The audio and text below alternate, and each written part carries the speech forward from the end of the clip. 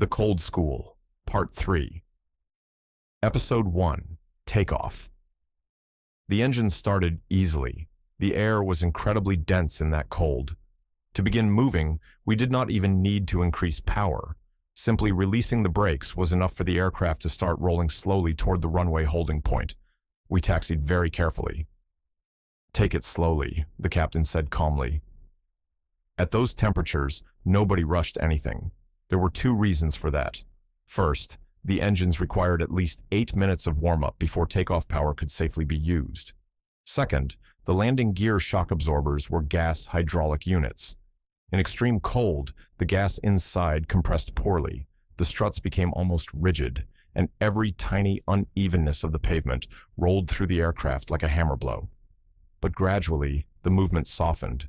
The gear was warming up. Outside, it was clear, though never truly bright. Winter sunlight barely existed in Yakutia. Instead, there were brief gray twilight periods followed almost immediately by darkness again. The weather report gave good visibility, and technically, this was true. Then, just before we entered the runway, a local Antonov An-24 landed ahead of us. Immediately, visibility dropped almost to zero. The heat from its engines created thick clouds of fog over the frozen runway. Meteorology could not react that quickly. Officially, there were still no restrictions. All of us instinctively leaned forward slightly, staring through the windshield. "Your eyes are younger," the captain told me. "Find the center line." There were no center line lights there at all. Only white runway markings somewhere beneath the snow and fog. Eventually, we found them. "Compass system synchronized," the navigator reported. The first sector of the Moscow flight was short, Yakutsk to Chulman, near Neryungri. Barely an hour in the air, and the aircraft was light. Takeoff power. According to regulations, engine thrust should have stabilized at around 95%. Takeoff power set. Parameters within normal limits, the flight engineer reported in a slightly uncertain voice. The engine stopped at 88%. Nobody commented. Brakes released. The acceleration still felt almost fighter-like. Cold air gave the engines extraordinary power. Thanks to the darkness, the runway edge lights remained clearly visible. V1. Rotate. The aircraft lifted quickly into the frozen night. Gear up. For several long seconds, the red transition lights remained illuminated. Red lights still on, gear retracted. Only then did the lights finally disappear. Altitude 120, speed 330. Flaps 15. This time the flaps were retracting at almost normal speed. 350. Flaps 0. The climb rate in the cold, dense air was extraordinary. We barely managed requesting higher flight levels quickly enough. On the positive side, the atmosphere was perfectly stable. No turbulence whatsoever. After that, the entire journey to Moscow felt almost like a long evening walk through the sky. The Tu-154 had fully hydraulic controls, and, for its era, was an extremely automated aircraft. Moscow itself was cold too, around -15. But after Yakutia, we genuinely enjoyed being outdoors, simply because our faces no longer required protection from freezing. We landed at Domodedovo Airport. An electric train ran directly from the terminal into the city, which felt astonishingly civilized and convenient by Soviet standards. In Yakutsk, even such ordinary convenience already felt futuristic. We had 3 days there and an enormous shopping list. The assortment was usually fairly predictable: vodka and every possible type of meat. One especially demanding gourmet had even ordered an entire box of ice cream, which for some reason was unavailable in Yakutsk as well. Still, we had taxi money. That solved almost everything. Unlike Yakutsk, Moscow had no shortage of food at all. Soon enough, it was time to prepare for the flight home. Episode 2, Cargo. Preparing the aircraft for departure in Moscow felt almost like a holiday compared to Yakutsk. The crew's responsibilities were minimal: perform a quick exterior inspection, climb into the cockpit, and continue working with an aircraft that was already fully alive and warm after its previous flight. The arriving crew simply gathered their bags, wished us a good flight, and disappeared toward the terminal. In Yakutsk, things worked very differently. The problem was not only the extreme cold itself. Winter schedules were thinner there, and before our Moscow departures, the aircraft sometimes sat outdoors untouched for 2 entire days, in temperatures below -50. Bringing an airplane back to life after that required something closer to resurrection than normal maintenance. Still, Moscow had its own small pre-flight complication. Where exactly to hide all the cargo? The flight home was long, the cabin would remain warm, and we were carrying large quantities of fresh meat, chickens, and other highly important strategic supplies. The wing of the Tu-154 was officially considered thin. That description, however, belonged mostly to aerodynamic engineers. In reality, the wing was quite thick, especially near the leading edge. The center section contained fuel tanks, but farther forward were access compartments for various mechanical systems and components. The panels were secured with quarter-turn fasteners known as Zeus locks and could be opened with an ordinary flat screwdriver. Inside remained a surprising amount of empty space. More importantly, the temperature there stayed safely below freezing, so that was where we stored the chickens. A screwdriver and pliers were standard equipment for every flight engineer anyway. Eventually, we received engine start clearance. Establish ground communication and start engines, the captain commanded. The ground technician seemed to be struggling unusually long with the intercom connection. Something was clearly wrong. Nobody paid much attention at the time. Eventually, communication worked, the engines started successfully, and we departed for Yakutsk without incident. Only after arrival did we discover the real problem. The technicians had opened the access panels and stolen our chickens. The material loss itself was not especially serious. What felt unpleasant was the fact that they knew perfectly well whose cargo they were stealing. It is not true that all Soviet people were thieves. I still cannot imagine something like that happening in Yakutsk, despite the fact that people there came from every corner of the Soviet Union. Perhaps it was simply one of the characteristics of very large cities. Greater concentrations of material wealth tend to attract a certain type of person and gradually shape a corresponding mentality. I had noticed something similar even as a child. Several times my father took me with him on trips from Kiev to Moscow, and even then I sensed the difference between the cities. People in Moscow always seemed more nervous. The metro systems in Kiev and Moscow were constructed almost identically, heavy station doors with strong return springs. In Kiev, it was unusual if somebody did not hold the door open for the next person. In Moscow, the opposite seemed true. People released the doors immediately, and it was considered rare if anyone bothered holding them. Everyone was in a hurry. Even as a child, I could feel it. Back in Yakutsk, a truck arrived directly beside the aircraft, and we distributed most of the orders immediately. Still, several smaller items remained unclaimed. I was left carrying a heavy bag and an entire box of ice cream that nobody had collected. Fortunately, home was not far away. Ahead of me, I could already see our window glowing warmly in the darkness. Someone was waiting for me. Dressed in heavy fur clothing and enormous boots while carrying all that weight, I felt less like a pilot and more like a heavily loaded camel. At least I was not cold. And with that comforting thought, completely exhausted, I slipped on the ice and collapsed directly beneath our window. I was not even hurt, but I no longer had enough strength left to stand up immediately. So I decided to lie there for a minute. Just 1 minute. Episode 3, Civilization. The window was glowing warmly. Unfortunately, I could not open the door. The key had been left in the lock from inside. I knocked. Nothing. I knocked louder. Still nothing. Finally, I walked around and began banging directly on the window. At last, my wife opened the door, smiling peacefully. "Oh, you're back already." "Already?" I said. "I've been knocking on both the door and the window for quite a while. You're starting to scare me." "Oh," she answered, suddenly embarrassed. "I was putting our daughter to sleep and apparently fell asleep too. Honestly, it felt like I opened the door immediately." "Yes," I said. "You seem to have developed very healthy northern sleep." "Tired?" She nodded.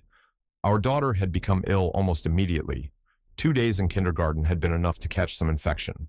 She was still under 2 years old, so in the end, my wife never managed to build much of a career at Yakutsk. Our daughter became sick frequently, and eventually, my wife had to leave her job entirely. Not all our flights were long Moscow or Leningrad rotations.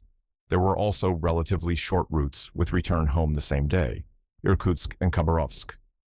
Barely more than 2 hours aboard the fast 2154, yet even for us, these cities already felt like civilization.